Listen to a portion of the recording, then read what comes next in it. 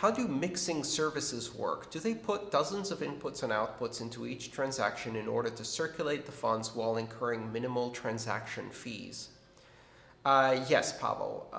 What you're describing there is called a CoinJoin, which was invented by, I think, a couple of people, but most prominently Greg Maxwell, who's one of the Bitcoin core developers back in 2012 or 2013. A CoinJoin transaction is one where over several rounds with several transactions, the inputs and outputs are shuffled and joined from several different participants, where each participant partially signs their input and their output in such a way that the transaction can proceed in a way that they don't have to trust the other participants. And by mixing inputs and outputs across several rounds of transactions, perhaps 4, 6, 8, or 10 transactions, these types of services which do CoinJoin offer the ability for people to reduce the ability of analytics companies and snoops and other privacy violations. That they're not foolproof.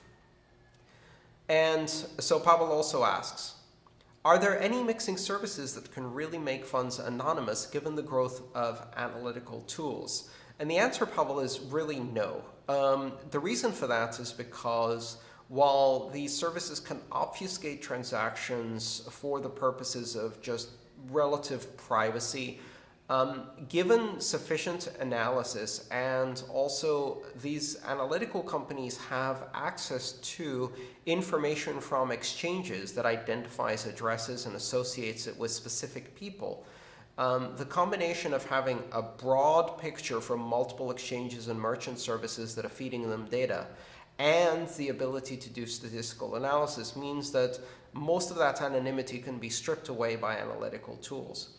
Part of the reason for that is that while addresses can be made stealth and the identity link made weak, in a CoinJoin transaction, the one thing you can't hide is the value. And you can do statistical correlation analysis on the inputs and outputs to associate the values as they're going through. So the values are shown clearly within a transaction. The solution to that also comes from Greg Maxwell, who has proposed and implemented a prototype of a system called confidential transactions, which is a system that encrypts the amount in a transaction, but still allows everyone to verify that the amounts add up without knowing what they are. Confidential transactions is something that has been part of the Elements project at Blockstream. And it's developed quite a bit. As part of confidential transactions, Greg Maxwell invented some new cryptography, including range proofs, which then became more and more efficient. And the latest version of range proofs is called bullet proofs, which is a very, very efficient mechanism for proving that the values add up, even though they're encrypted within a confidential transaction. Now, confidential transactions encrypt the value, but that doesn't mean they're used on their own. They would be used in conjunction with something like CoinJoin to mix up the addresses. And so if you have both address anonymization and the encryption of the amount, then analytical tools will have a very difficult time tracking transactions. Final question from Pavel, all in the same theme. Is it cheaper and more effective to anonymize funds by exchanging them into Monero and back? Possibly. There are some significant risks in doing that in terms of privacy and anonymity.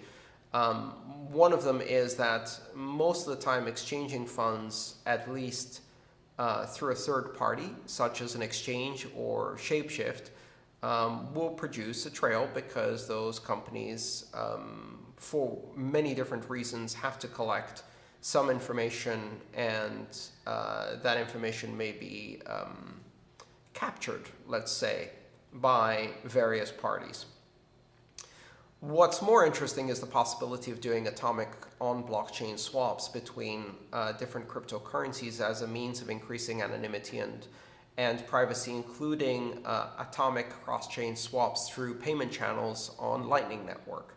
So that may have a significant impact on privacy and anonymity in the near future.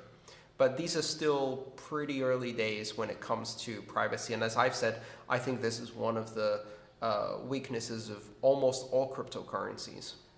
Vikas asks, can CoinJoin and Tor be used to offer a level of privacy on the Bitcoin network? Which wallet currently offers these services? Does CoinJoin require you to trust a third party for the transaction? Vikas, yes. CoinJoin and Tor are tools that are often used to increase the privacy that you get on the Bitcoin network. I know at least one wallet that offers both CoinJoin services. They call them Ricochet, but it's basically the same type of coin mixing and redirection, and also offers Tor networking, and that's Samurai Wallet. I believe you can also configure other wallets like Mycelium, I believe Bread Wallet, and a few others. You can configure them to use a Tor transport. And finally, for your last question, does CoinJoin require you to trust a third party for the transaction? No, it doesn't. It's a trustless multi-party signature protocol.